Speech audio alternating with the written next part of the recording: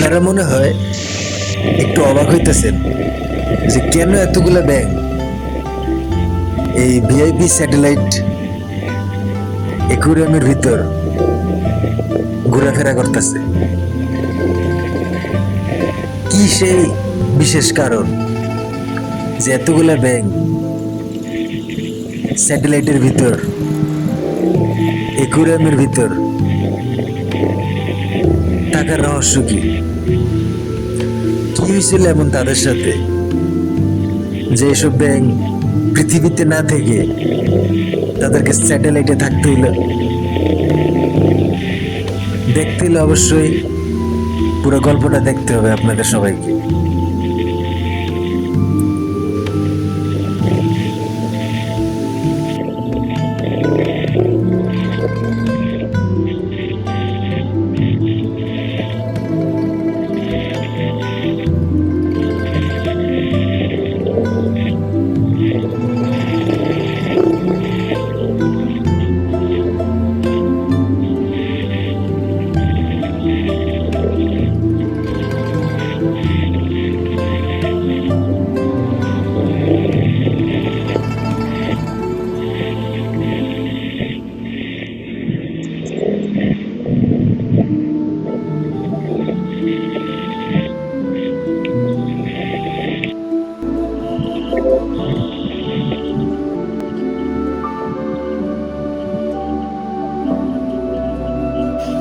কারণ সেই দিন এক রক্ষণশীল বিজ্ঞানী বাসার উপরে ঘরের চালে সবাইকে বলল আজকে ফ্রগ রেইন হবে, আপনারা সবাই বাসার উপরে উপরে মাছের জাল ফিক্স করেন। যতগুলো ব্যাঙ সে জালে আটকা পড়বে সেই সব ব্যাঙ আপনারা সবাই রান্না করে খাবেন। রান্না করে খাওয়ার পর বাকি সব ব্যাঙ আপনারা হত্যা করবেন। তাতে এইসব ব্যাঙ আর কখনো ব্যাঙের ডিম দিতে পারবে না, পরবর্তীতে আর কখনো ফ্রগ রেইন হবে না। পৃথিবী থেকে সমস্ত ব্যাঙ কে উধাও করে ফেলতে হবে, বলল সেই রক্ষণশীল বিজ্ঞানী। কিন্তু অনেকক্ষণ পর যখন দেখা যায় আবহাওয়া চেঞ্জ, কোনো ফ্রগ রেইন হওয়ার খবর নেই, তখন সে বিজ্ঞানী এবং তার জালের ভিতর কোনো ব্যাঙ ধরা পড়ে নেই।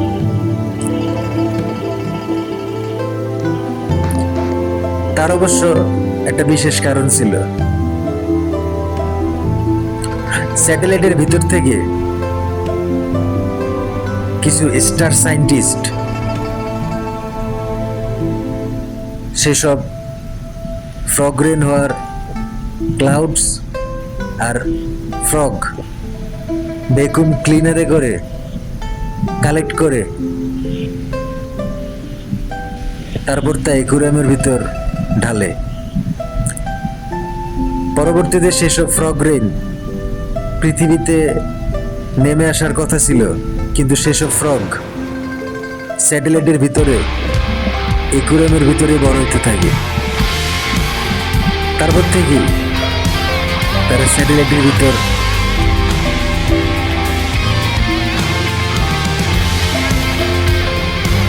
থাকতে শুরু করে।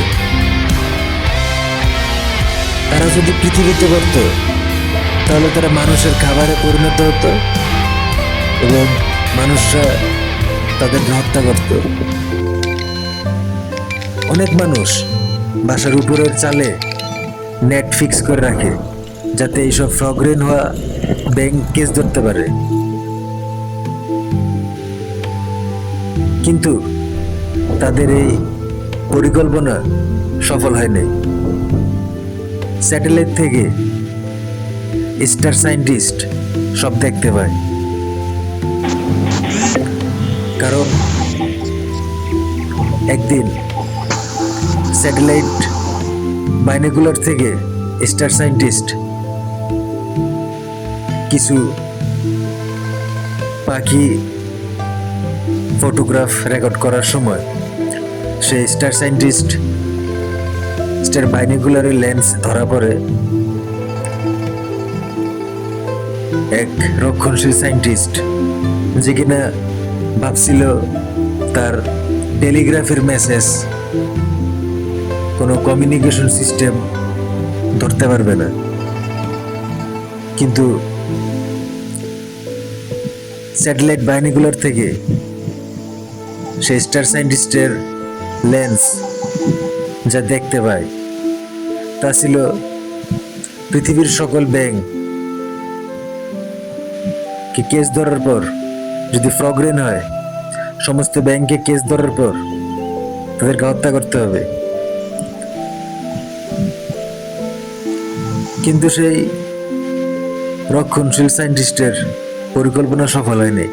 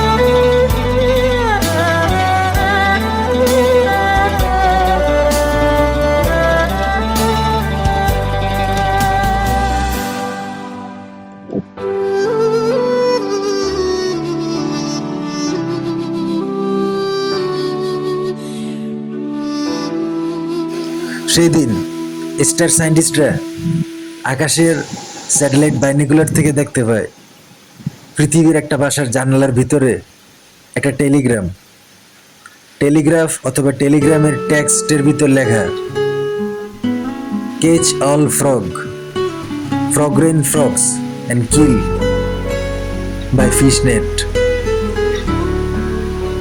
মানে মাছের চালে এইসব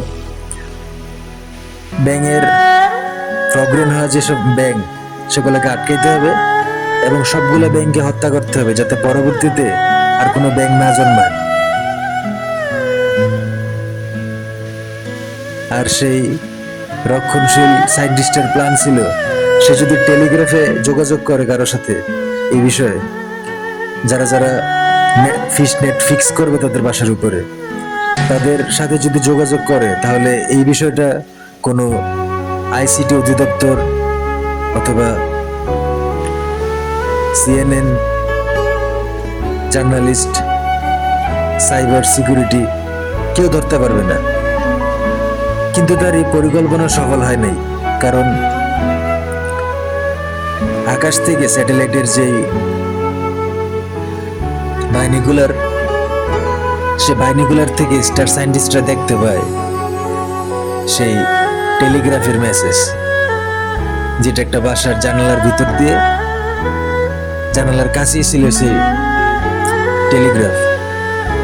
তখন সেই টেলিগ্রাফের মেসেজ চেক করার পর সকল সায়েন্টিস্ট ভ্যাকুম ক্লিনারে করে আকাশের সব ক্লাউড ক্লিন করে, তারপর ভ্যাকুম ক্লিনার বক্স থেকে সেসব ব্যাঙ স্যাটেলাইটের অ্যাকুয়ারিয়ামে ঢালার পর সেসব ব্যাঙ সেদিনের পর থেকে আজ পর্যন্ত স্যাটেলাইটের অ্যাকুয়ারিয়ামের ভিতরেই বড় হইতে থাকে। এটা হচ্ছে স্যাটেলাইট বাইনিকুলার। এই স্যাটেলাইট বাইনিকুলার দিয়ে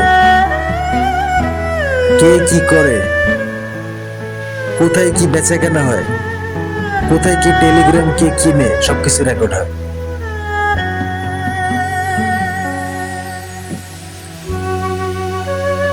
এই স্যাটেলাইট বাইনিকুলার ছিল বলেই আজকে পৃথিবীতে ব্যাঙ প্রজাতি এখনো টিকে আছে, কারণ ব্যাঙদের হত্যা করার একটা পরিকল্পনা চলছিল। কারণ প্রতিনিয়তই ফ্রগরেন হয়, ফ্রগরেন অনেকে বিরক্ত হয়।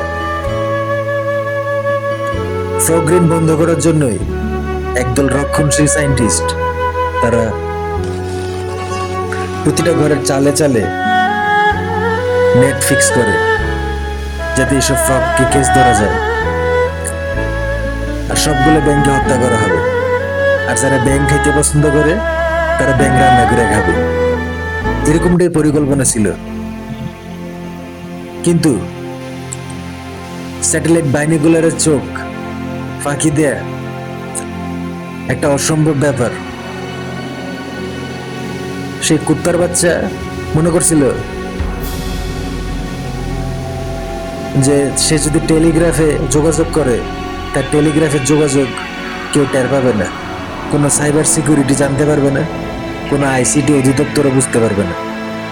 কিন্তু সে মাথা মোড়া রক্ষণশীল সায়েন্টিস্ট এটা বুঝতে পারে নাই যে আকাশে একটা স্যাটেলাইট বাইনিকুলার আছে, যে স্যাটেলাইট বাইনিকুলার সবকিছু রেকর্ড করার ক্ষমতা রাখে।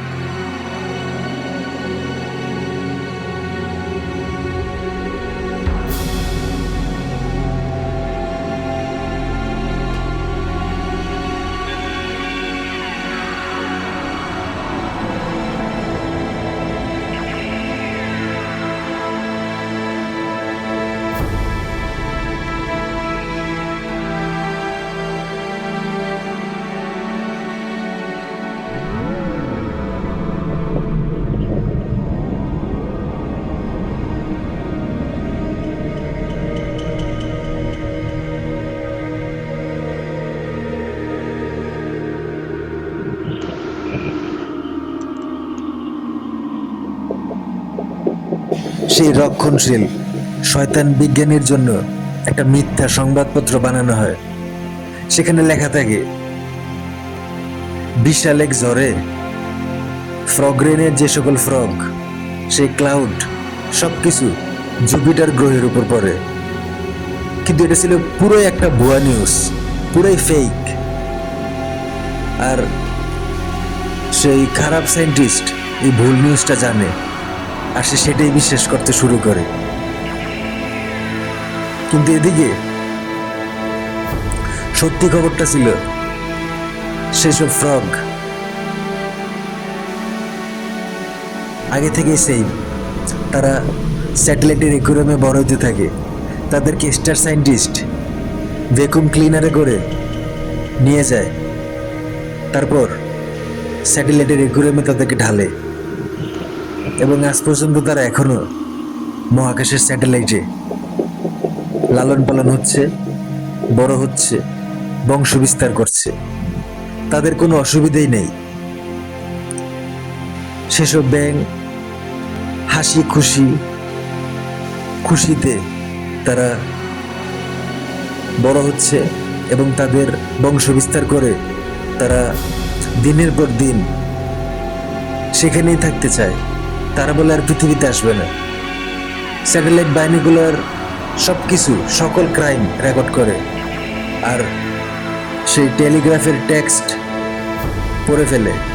তারপর সে দেখতে পায় সেই স্যাটেলাইট বাহিনীগুলোর চারিদিকে প্রতিটা ঘরের উপর মাছের জাল আটকানো, যাতে এসব ব্যাঙ পড়ে। আর সেই রক্ষণশীল বিজ্ঞানীর কথা মতো সবাই যাতে সেই ব্যাঙদের হত্যা করে। কিন্তু সেই রক্ষণশীল বিজ্ঞানীর পরিকল্পনা আর টেলিগ্রাফের যোগাযোগ সফল হয়নি।